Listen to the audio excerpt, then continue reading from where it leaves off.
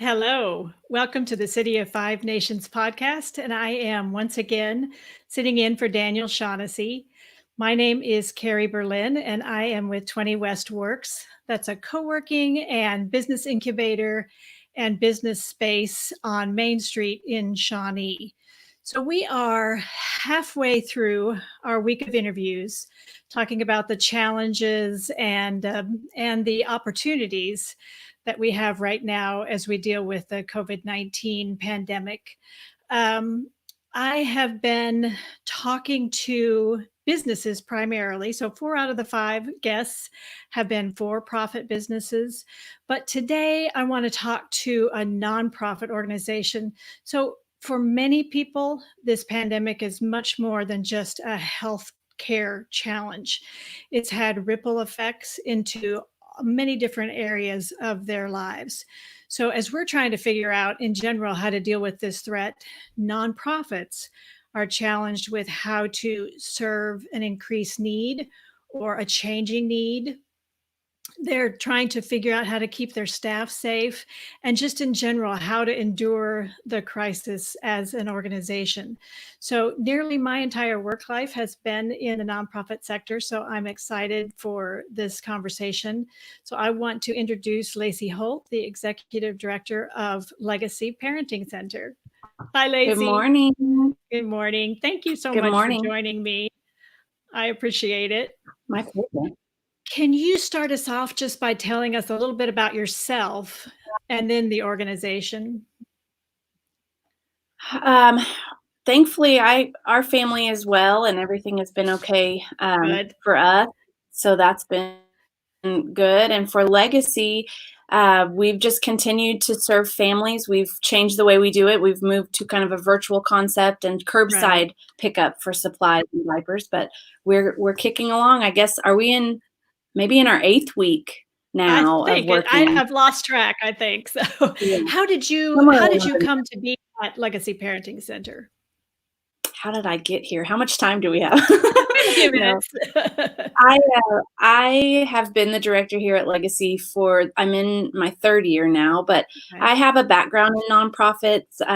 My first daughter was born with special needs. I didn't even expect her to live to birth, Okay. and she did. And we spent a lot of time at Children's Hospital and with Children's Mhm. Miracle Network hospitals. We became a miracle family with Lainey through that. And so that's how I was introduced to nonprofits, was just volunteering with Children's Hospital Foundation and really learning what it means to run a business that you don't make money on, but you're helping families. Really, that's what a nonprofit is. And so Right. um, I spent time just as an advocate with Children's Hospital Foundation, and my daughter was never supposed to be born, but she did live for 2.5 years. And so during our 2.5 years is when I was a volunteer for Children's Hospital Foundation. And then after she passed away, I started back to school. I got my master's degree. I started actually working for the foundation, and I spent about 5 years as a development officer for Children's Hospital Foundation, just trying to raise awareness for why we need to raise funding for that research and that program, because I didn't ever have to leave the state with her. Mhm. The time I had with her was precious. I knew she wouldn't live very long, but we didn't have to Right. travel for care. And that's because that nonprofit was raising funding for research programs that brought the best doctors to Oklahoma, and we had all of the care that we needed for her. Right. And so I really learned a lot from that. And then I had another baby a few years later, and he was healthy. I've got 2 healthy boys now, but I didn't want to drive to the city anymore. With a baby in Shawnee, and you want to spend every time you can Right. doing that. And so I piddled around with a few other jobs, and then this landed in my lap. I had been friends with the director that founded it, Georgiana Sullivan, Mhm. founded Legacy Parenting Center, and she just reached out when she was moving and wanted to give my name to the board. And so I interviewed, and here I am. Here you So are. Well, that's yeah, great. Well, it's thank been you quite a for journey. yeah, thank you for sharing that. I think most people who are listening know what Legacy Parenting Center is, but just in case, can you give us kind of a quick overview of what your organization does in the community? So we're all about families here at Legacy, and we work with families from pregnancy up to age 5. We offer free parent education, resources such as diapers, formula, car seats, babies are expensive. Anything you need for babies up to age 5, we work with. And then we also pair our clients with mentors. We are really about relationships. We believe that relationships drive change. And so we want to build relationships with these families and get to know them, get to know their babies. And that's what we do, really. It's an Earn While You Learn program. Every time they come, they earn points during their lessons and their visits. And then the points are what they use to shop in the Legacy store to get all those resources I mentioned, like diapers, formula, and things. Very interesting. Well, I wanted to focus first kind of on your client base, and then we'll talk a little bit about the organization and how you're kind of getting through this time. But tell me, how has the need changed with your clients? Has it increased? Has it become something different during this time?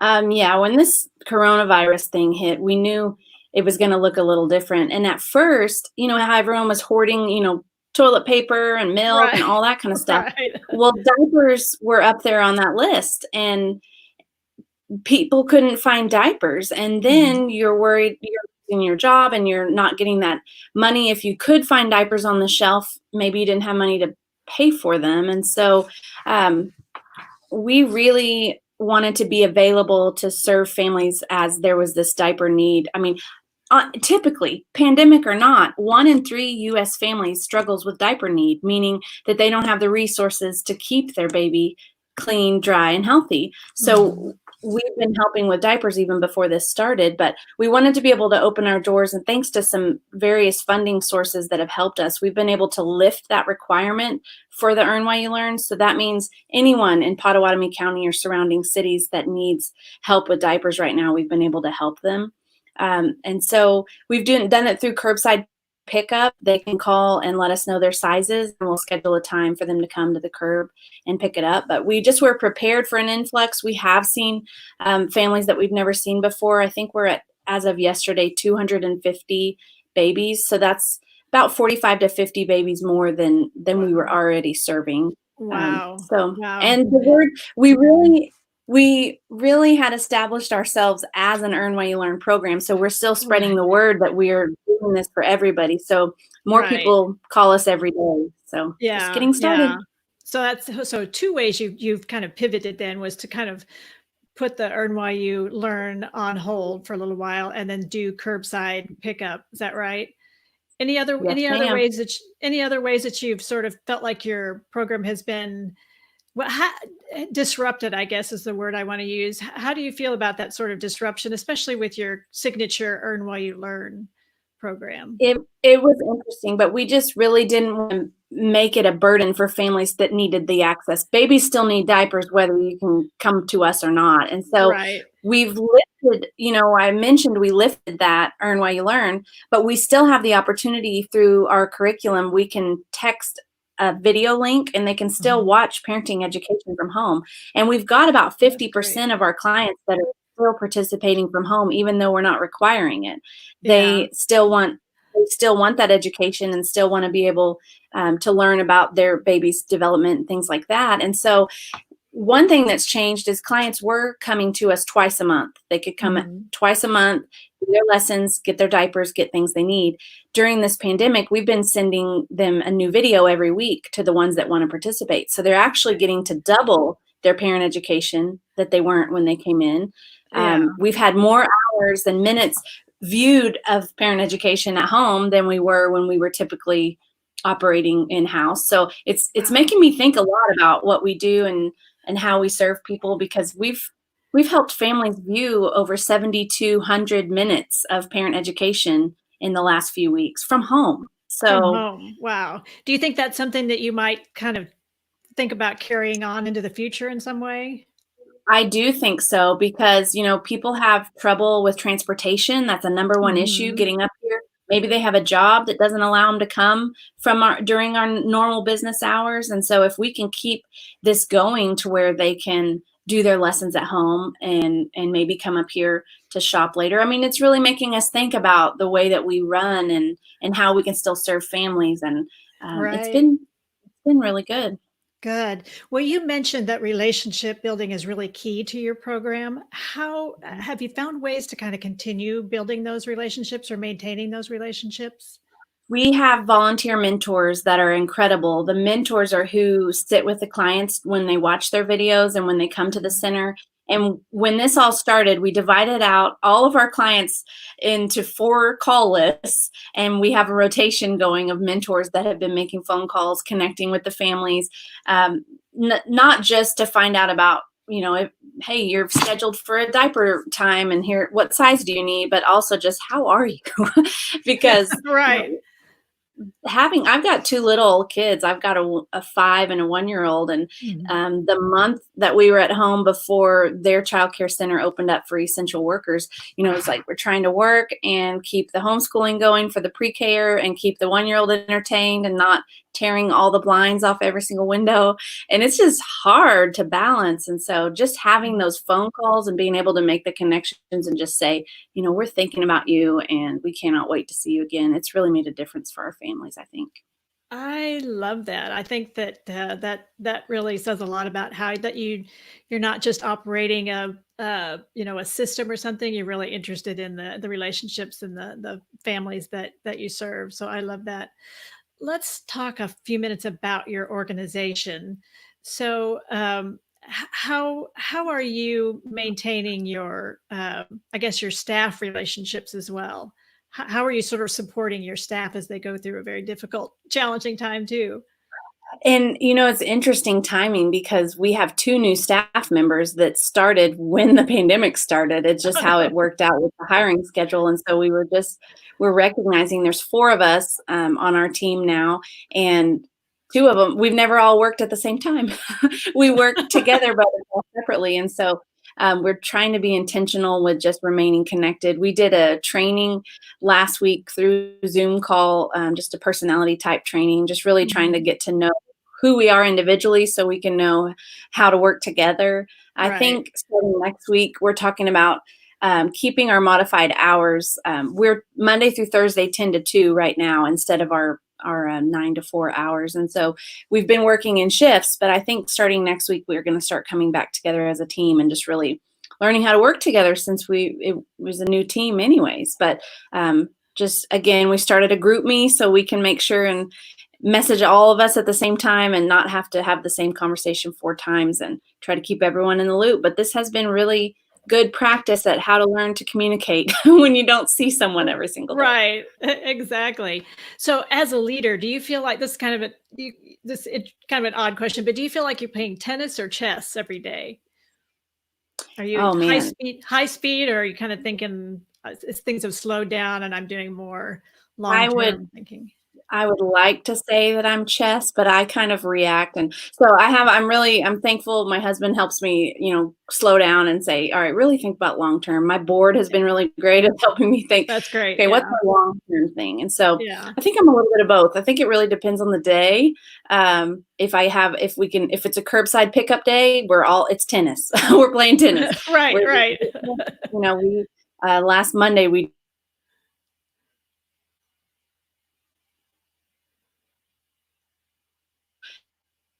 Okay. I think we're gonna make sure we get connected to to the time Lacy. I would like. There she is. There we are. Okay. Go ahead. No, it's good. I just depends on the day whether we're playing chess or Yeah. tennis. Yeah. What do you think your biggest leadership challenge is right now? I think taking time, really, I should be more of a chess player. We're not just reacting. We should really just be Mhm. planning and just Right. trying to utilize this time in between our curbside pickups for team building and things like that, which is why I've started to think about, okay, starting next week, everyone's we've got 2 college girls and they'll both be out of college, and the homeschooling distance learning has stopped. And so we can really Mhm. kind of take some time for some team building. I think that's kind of where I'm focusing on next. Good, good. How are you taking care of yourself? I mean, this is a really challenging time. You've got kids at home, you've got a lot going on. How are you during this time taking care of yourself? I need to work in that area, but Don't we I all? have yes, I have got my journal back out. I'm a big journaler. with everything that went with Lainey and all of the heartache and the things I went through, I really learned how important it is to journal so I can actually see what I'm feeling if I don't know how to express it. And so just lately in the evenings when I get the kids to bed, I'm a coffee drinker, and I really shouldn't drink it at night, but it's really fun to get a really nice cup of coffee and sit down with my journal. And I try to do that at least 2 or 3 times a week, just because it helps me unplug. So that's kind of what I've been trying to do. That's fantastic. How have you seen the community, the nonprofit community working together during this time? I love nonprofits in general, and then seeing them in times of crisis, it just reminds me why I love nonprofits so much. One example, there's a lot of examples, but just one, I share a parking lot with Community Market. We're right here in this hub, and I'm right.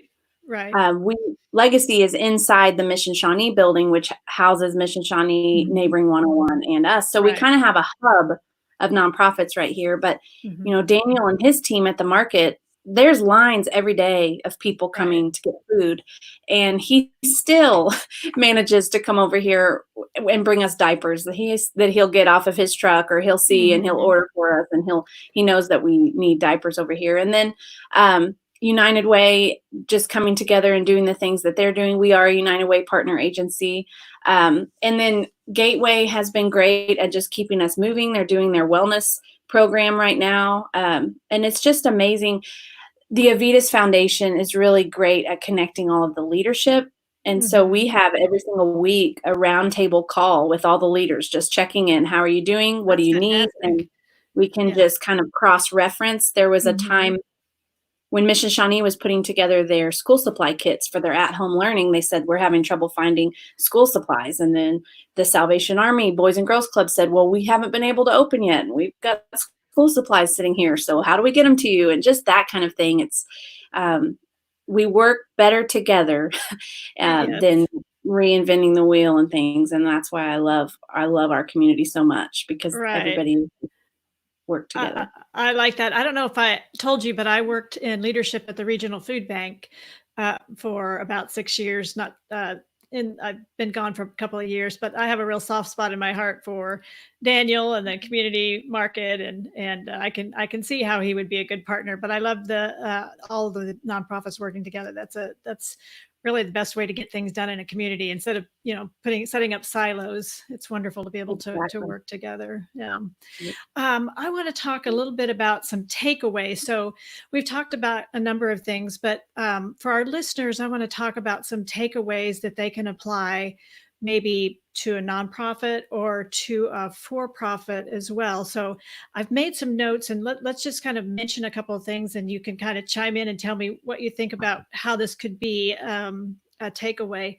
So one of them is, I think what you said about being willing to disrupt or change the way you've sort of always done things. So I saw that in your example of curbside service, sort of lifting the earn while you learn. Yes. Do you think that's really a key to getting back into this economy?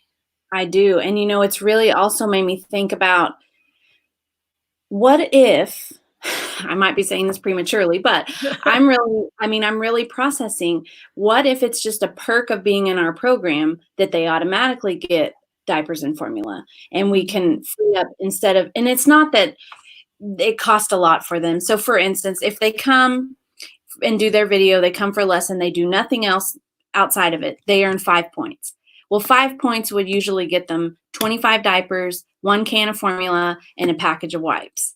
Well, after this has happened, and it's making me recognize these are very basic essentials that babies have to have. So I'm kind of thinking we might shift our program permanently to where that's just a perk of being in the program. You get diapers, wipes, formula. Then when they come, they do their lesson, they do their parent education, and they meet with their mentor. They get those things, and then they have 5 points that they could put towards a new toy, couple of outfits, pair of shoes, something like that. Because we have been very flexible on our points anyways. We want to help families get everything that they could get, but it's really making me think about these basic needs. And then I already mentioned the online lessons, if a mom's on bed rest, or she just had the baby and she's not ready to get out yet, or maybe dad works and he can't come to the lessons with her, but we could send them the video link and they could watch it together from home. So I think this is something that we are going to be implementing moving forward, giving the opportunity. You could come in-house and do education, and you could also supplement it at home if you need to, if you can't get the ride here, or you just had the baby or something like that. So I am thankful for this time that's forced me to think about doing things a little bit different. But you do have to really go with the flow. We like to say we're fun and flexible. And my girls joke that something might change from morning to afternoon, and that's true. But you just got to do what you got to do when the world is different right now. Right, exactly. All right. So, so I appreciate you with that response. I had some technical issues, so I hopefully we're back and I can hear everything you say because I missed some of that. But one of the other things that I noted, and you may have already touched on it, was the importance of relationships when we're talking about getting back into the community. That's to me another takeaway is that sort of putting people first before systems, and I can see that you've done a lot of that in your organization. We definitely want to connect with these families. Mhm. Not everybody grows up with a consistent family. Not saying all of our clients are this way, but just in general in life, we have to think about people might have grown up different than us. They might have learned in different environments than us. And so we just want to love everybody regardless of what they've been through or things like that, and just know that everybody has their story. And when you get to know somebody, you get to learn a little bit more about them, and that's our whole goal, is just um, they're loved. It doesn't matter what background you come from, you know, you're still a person, and we want to love them, and that's what we try to do here. So she's having, I know this rain is really messing up our internet today, but um, I will tell a story. We had a client um, coming, she had called us several times to want to start coming to our program, but she never followed through. She always had a reason and just never had really followed through to come to us. And then she called the day after her son's birthday. She missed his party, and she didn't want to miss any more of his birthdays from making bad life choices. And so she finally got brave enough, and she came in and she recognized we're humans too. And we all have baggage. And so she started attending our program and coming to her lessons and doing the things that the court had told her to do. And I'm so thankful to say that she completed all of her court-ordered requirements. She was a participant of Gateway to Prevention Recovery, graduated from their program. She's sober now. She's got a job, and she got her kids back. And we've been able to see that growth in her. She's been able to just kind of learn from what she's gone through, but heal from it. And we've got to walk alongside her doing that. And that's just one story of what we do here. And she says that she was scared to come here. She was afraid she was going to be judged. And then once she got to know us, she recognized that we're just people and we're all on the same team, and we want to see her be the best mom that she could be. And we were able to get her beds and car seats and things that she needed to be able to get her kids back. And I'm just so thankful that we get to do those things. She is just one of many stories. We have no income requirements. We can help anybody that wants to get services. So we've got clients from 15 years old, moms in middle school, to grandparents that are raising their grandkids, and everything in between. Some people come because they need diapers, and then they keep coming because we build those relationships with them. And then others just don't even care about the diapers. They just want the relationships and the education. And so we just get to play with their babies and get to know them. We cannot wait until we are open again to where we can play with babies, but I don't really know what that's going to look like. We want to keep everybody safe. The babies and pregnant women are vulnerable population, in my opinion. And so we're just doing all that we can to keep everybody safe and healthy. So, hey, she's back. Maybe. I blame the rain on the Shawnee internet problem. I appreciate that. I appreciate that. I don't know what happened to my internet, but what I could hear from you, I really enjoy the conversation. What's Thank that? you so much. Thanks for All having me. right. I'm gonna go ahead and wrap it up, but man, I appreciate you hanging in there. Sorry for the technical difficulties. I love what you're doing, Thank you. Legacy Parenting Center, and I've been in today. Thank you so much. Thank All you. Stay. right. I want to say thank you again between there's so many takeaways for how to apply what she's talked about to both nonprofit and for profit. So I appreciate that. We'll have her contact information in the link on the video. And thank you so much for watching today. Tomorrow we have a great